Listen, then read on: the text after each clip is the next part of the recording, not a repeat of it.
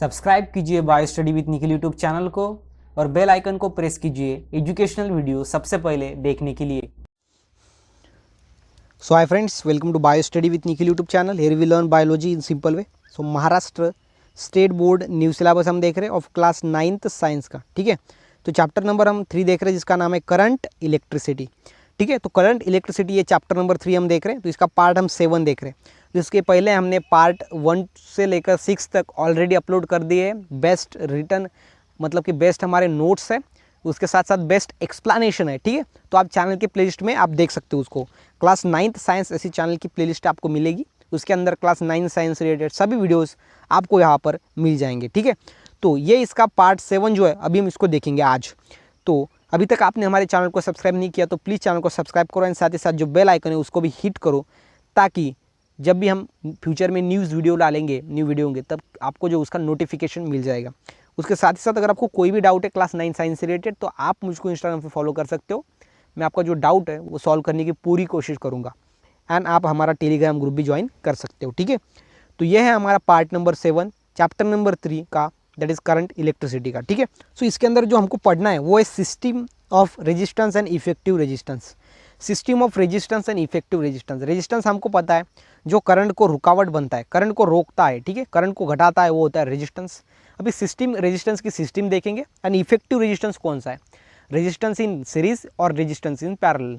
सो दो टाइप के रेजिस्टेंस होते हैं, एक होता है resistance in series and second होता है रेजिस्टेंस इन पैरेलल।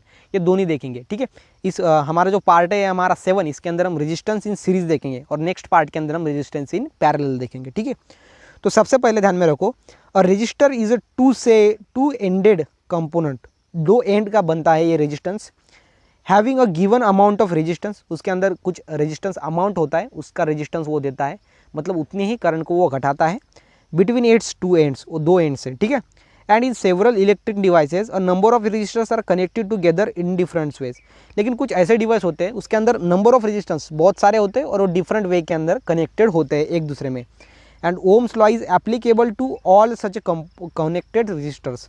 और ये ओम्स लॉ जो है वो सभी जो रेजिस्टेंस है उसके अंदर अप्लाई होता है। ओम्स लॉ क्या कहता है, I that is current is equal to is directly proportional to potential difference. Short में हम बोलेंगे current is directly proportional to the potential difference. हालांकि इसका अगर स्टेटमेंट है तो आपको सभी का सभी पूरा का पूरा स्टेटमेंट लिखना पड़ेगा। शॉर्टकट में बोले तो वो होता है potential difference is directly proportional to the current. ठीक है, तो वो होता है ओम्स लॉ। तो अभी देखो रेजिस्टेंस इन सीरीज, सबसे पहला हम देखेंगे रेजिस्टेंस इन सीरीज, उसके बाद नेक्स्ट पार्ट में देखेंगे रेजिस्टेंस इन पैरेलल। ठीक है, तो देखो रेजिस्टेंस इन सीरीज, तो देखो you can see that the end of the three resistors are connected so that they follow one after one, okay, another in the single line. अभी देखो ये first वाला रेजिस्टेंस R1, ये R2, ये R3, तो ये एक दूसरे को क्या है, अटैच्ड है। ठीक है, and these resistors are said to connected in series. और ये सीरीज में कनेक्टेड है, इसलिए हम इसको क्या बोलेंगे, register connected in series. And in such arrangement the same current flow through the each resistor. और सभी रजिस्टर्स के अंदर सेम ही करंट फ्लो होता है। And the value of current I and the potential difference between C and D is V. और जो potential difference है I and the potential difference between C and D, ये C and D का जो potential difference है वो we होता है। ठीक है, and the three registers R1, R2 and R3 are connected in series in the circuit if V1, V2 and V3 are potential difference of every registers।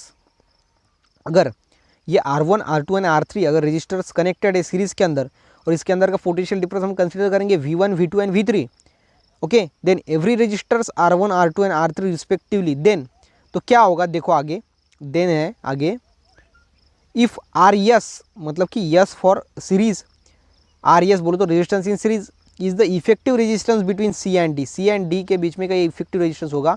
Then according to Ohm's law, Ohm's law क्या कहता है, V is equal to I R S.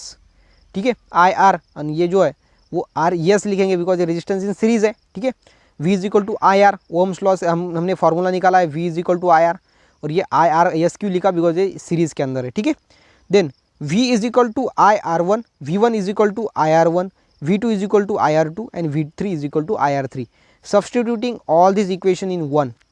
Okay, so इसको हम क्या बोलेंगे, सो ये formula है सबसे पहले। अभी हमारा पोटेंशियल डिफरेंस फर्स्ट वाला है इसलिए V1, सेकंड वाला V2, थर्ड वाला V3, IRES फर्स्ट वाला IR1, second IR2 and second IR3, ठीक है। तो ये आपको सिंपल में ऐसे वैल्यूज़ रखने हैं। देन देखो IRS is equal to, IRS किससे बना है तो 3 चीज़ों से बना है, एक IR1, IR2 एंड IR3। उसके बाद RES जो है वो बना है R1, R2 एंड R3 से, ठीक है। I को हमने क्या किया यहाँ पर निकाल दिया। बाद में if n resistors are connected in series, अगर n बोले तो number of time, maximum type के अगर रजिस्टेंस कनेक्टेड रहेंगे तो क्या रहेगा, RES is equal to R1, R2, R3 dash dash dash RN, बोले तो नंबर ऑफ रजिस्टेंस कितने भी हो, शायद 1000 हो, लाख हो, ठीक है, तो वो RN बन गए। तो इस तरीके से ये हमारा फॉर्मूला आ गया रेजिस्टेंस कनेक्टेड इन सीरीज़ का, ठीक है।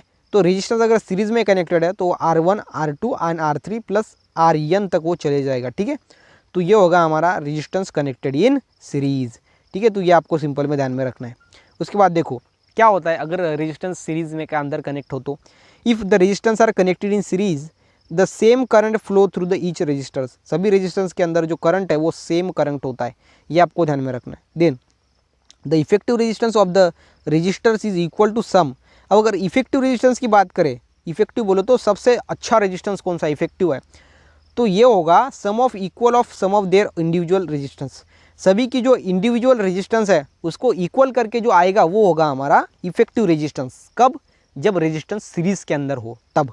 Then third, the potential difference between the two extremes of the arrangement is equal to sum of the potential difference across the individual resistance. The potential difference between the two extreme of arrangement is equal to, okay दो के बीच में जो arrangement रहेगी resistance की वो equal रहेगी sum of the potential difference across the individual resistance. सभी के बीच में जो इंडिविजुअल है उसके अंदर का जो पोटेंशियल डिफरेंस है वो सेम रहेगा। And the effective resistance is larger than that of the individual resistance, और जो इंडिविजुअल रेजिस्टेंस है वो छोटा रहेगा। एंड इफेक्टिव रेजिस्टेंस क्या है, तो सभी की सम करके जो रेजिस्टेंस आया वो इफेक्टिव रेजिस्टेंस, और जो सम करके आएगा सभी की वो ज़्यादा रहेगा, मतलब कि effective resistance are more than the individual resistance. And 5, this arrangement is use to increase the resistance in the circuit. और जब हम रेजिस्टेंस सीरीज़ के अंदर लगाएंगे, सीरीज़ के अंदर, तब जो होगा वो सर्किट के अंदर का रेजिस्टेंस बढ़ेगा। कब, जब हम उसको सीरीज़ के अंदर उसको ऐड करेंगे तब जो करंट है वो कम होगा, बिकॉज रेजिस्टेंस ज़्यादा है तो करंट कम घटेगा किसके अंदर, resistance current connected in series के अंदर। तो आपको ध्यान में रखना है जब रेजिस्टेंस सीरीज़ के अंदर कनेक्ट होता है तब रेजिस्टेंस ज़्यादा होता है, इसलिए करंट कम होता है, बिकॉज रेजिस्टेंस का काम ही है करंट को रोकना, और रेजिस्टेंस ज़्यादा है मतलब करंट कम है, सिंपल में, ठीक है। तो यह है if resistance are connected in series तब क्या होगा, ठीक है।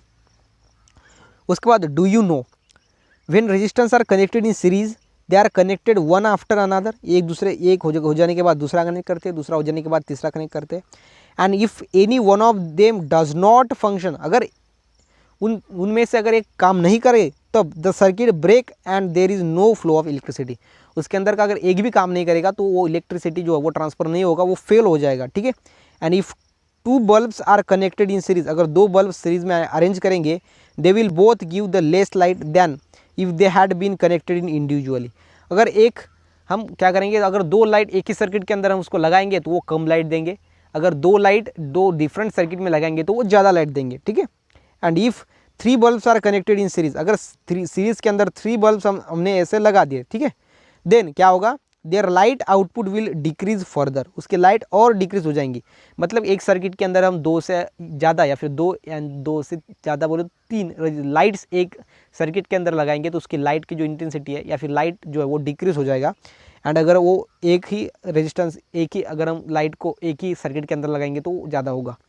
Think about it, what is the reason of behind this, इसके अंदर रीज़न क्या है, बिकॉज उसके अंदर जो है वो रेजिस्टेंस यहाँ पर ज़्यादा होगा और इसलिए करंट कम होगा, बिकॉज जब हम रेजिस्टेंस सीरीज़ के अंदर लगाते हैं तो करंट जो है वो कम होता है, रेजिस्टेंस ज़्यादा होता है, ठीक है। तो ये बात आपको ध्यान में रखनी है। सो अब देखो resistance in parallel, okay, resistance are said to be connected in parallel when their ends are connected at the both side of shown in figure, जब उसके बोथ साइड के एंड जो है वो एक जगह पे कनेक्ट हो गए सी एंड डी पे, वो हो गए parallel. And the figure shows 3 resistance R1, R2 and R3। तो फिगर के अंदर 3 रेजिस्टेंस है, एक है R1, R2 एंड R3, और ये एक दूसरे के ऊपर है, मतलब कि ये सीरीज़ के अंदर नहीं है, ये पैरेलल है, ठीक है, ये ऐसे ऐसे पैरेलल है एक दूसरे से, ठीक है। Then in parallel between the point C and D V is the potential difference and okay C and V जो है V is the potential difference between C and D, ये C एंड D के बीच में जो V जो है वो है पोटेंशियल डिफरेंस, ऐसा हम इसको कंसिडर करेंगे। and let I1, I2 and I3 are the currents flowing through the R1, R2 and R3. Resistance 1, resistance 2 and resistance 3, इससे जो करंट फ्लो होगा वो होगा current 1, current 2 and current 3, simple में. And then the total current flowing through the current, अगर total current की बात करेंगे तो वो सभी करंट की क्या आएगा, एडिशन आएगा. तो इसलिए I is equal to I1, I2 and I3, simple में. ये हो गया हमारा equation 1. Let R P, okay, P for parallel, P क्या है तो पैरेलल के लिए. तो R P is equal to R1, R2, R3, R4, simple में, ठीक है, बिकॉज ऑफ ओम्स लॉ. अभी देखो सिंपल में आर का वैसे ही करेंगे. सो सिंपल में जो यहाँ पर देखो I is equal to V upon R P, ये ठीक है, V अपॉन आर पी वो होगा I हमारा, V upon R P. Similarly I1 के लिए होगा V अपॉन R1, I2 के लिए होगा V upon R2 and I3 के लिए होगा V अपॉन R3. ये क्यों ऐसा है, बिकॉज ये पैरेलल में है. सीरीज में हमने सिंपल में सीधा सीधा ऐड किया था, ये पैरेलल में इसलिए इसको 1 अपॉन में V अपॉन R1 लिखा है, ठीक है.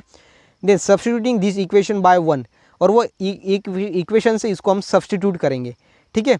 So V upon R P, ठीक है, ये क्या है तो V upon R P is equal to V upon R1 plus V upon R2 plus V upon R3, simple में.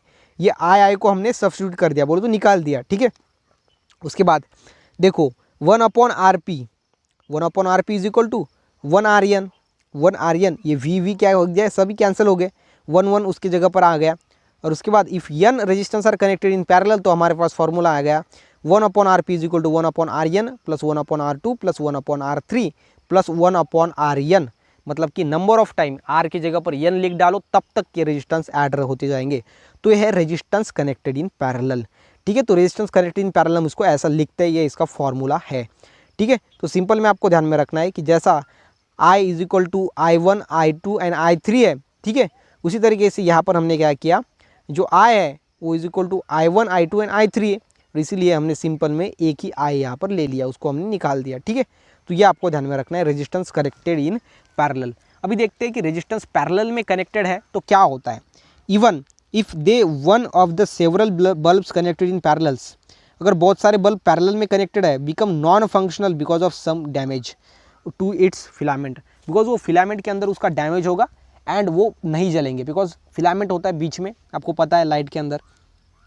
And the circuit does not break as the current flows through the other paths and the rest of the bulbs light up, ठीक है. तो सबसे पहले the current flow through the other paths and the rest of the bulbs light up. So जिस path के अंदर ये connected रहेंगे, कौन से बल्ब, पैरेलल के अंदर बल्ब जो कनेक्ट रहेंगे वो पाथ नहीं रहेगा, और दूसरे पाथ के अंदर जो बल्ब होंगे वो जलेंगे, ठीक है, ये नहीं जलेंगे. And when several bulbs are connected in parallel they emit same light amount of light. जो पैरेलल में अगर उसको कनेक्ट करेंगे तो एक सेम अमाउंट ऑफ लाइट जो इमिट करेंगे. अगर सीरीज़ में हमने उसको ऐड किया था तो वो जो है वो कम लाइट देते थे, लेकिन अगर बहुत सारे लाइट्स को पैरेलल में ऐड करेंगे तो वो एक सरी का लाइट जो है वो देंगे. And as when they are connected individually in circuit while bulbs are connected in series emit less light than whenever connected individually. तो वो लेस लाइट देंगे, ठीक है. तो सबसे पहले जब बल्ब सीरीज़ में ऐड कर दिए जाए तो वो कम लाइट देंगे, लेकिन अगर बल्ब पैरेलली ऐड कर दिए जाए तो वो ज़्यादा से ज़्यादा लाइट देंगे, ठीक है. ये आपको ध्यान में रखना है, डिफरेंस इसके बीच में का. उसके बाद लास्ट में देखना है if number of resistance are connected in parallel. अगर कनेक्टेड इन पैरेलल रेजिस्टेंस अगर पैरेलल के अंदर कनेक्ट करेंगे तो क्या डिफरेंस होगा, okay. The inverse of the effective resistance in equal to the sum of inverse of individual resistance, ठीक है. तो इफेक्टिव रेजिस्टेंस का इनवर्स क्यों बोलेंगे, बिकॉज ये अपॉन में है, ठीक है, इसलिए हम उसको इनवर्स बोलते हैं. तो इफेक्टिव रेजिस्टेंस कैसे निकालेंगे, इनवर्स ऑफ इंडिविजुअल सभी रेजिस्टेंस का सम वो हो गया इफेक्टिव रेजिस्टेंस, जैसे कि हमने सीरीज में था. लेकिन यहाँ पर एक वर्ड है वो डिफरेंस, वो है इनवर्स, वो है 1 अपॉन समथिंग, ठीक है. Then the current flowing through an individual resistors is proportional to the inverse of the resistance and the total current flowing through the circuit is the sum of the current flowing through the individual circuit, ठीक है. So total जो resistance होगा सभी circuit में का वो होगा एक इंडिविजुअल सर्किट का रेजिस्टेंस, सिमिलर होगा, ठीक है, एक दूसरे के. और the potential difference across the end of all resistance is same, और पोटेंशियल डिफरेंस जो होगा सभी रेजिस्टेंस के अंदर वो सेम होगा, V is equal to same. And the effective resistance of resistors connected in parallel is less than the least resistance of the individual resistor. और जो इंडिविजुअल का रजिस्टर होगा वो कम होगा, उससे ज़्यादा होगा effective resistance are connected in parallel. Sorry, यहाँ पर क्या है, तो effective resistance of register, effective resistance क्या है, तो सभी का रेजिस्टेंस ऐड करके जो आया वो होगा इफेक्टिव रेजिस्टेंस, और वो रेजिस्टर्स कम होगा जब वो पैरेलल के अंदर होंगे, और वो अगर वो क्या होगा, इफेक्टिव रेजिस्टेंस सबसे कम होगा अगर वो पैरेलल के अंदर ऐड है, लेकिन जो इंडिविजुअल रेजिस्टेंस होगा वो ज़्यादा होगा than the effective register. Effective register सभी का एडिशन करके रजिस्टर है और इंडिविजुअल रजिस्टर अकेले का रजिस्टर है, तो इफेक्टिव रजिस्टर वो कम होगा दैन दी इंडिविजुअल रजिस्टर। लेकिन जो रेजिस्टेंस इन सीरीज़ है उसके अंदर क्या था, जो इफेक्टिव रजिस्टर्स था वो ज़्यादा था than the individual register. So opposite में बात है, दोनों को कंपेयर करके देखो आप क्या है। And this arrangement is use to reduce the resistance in circuit.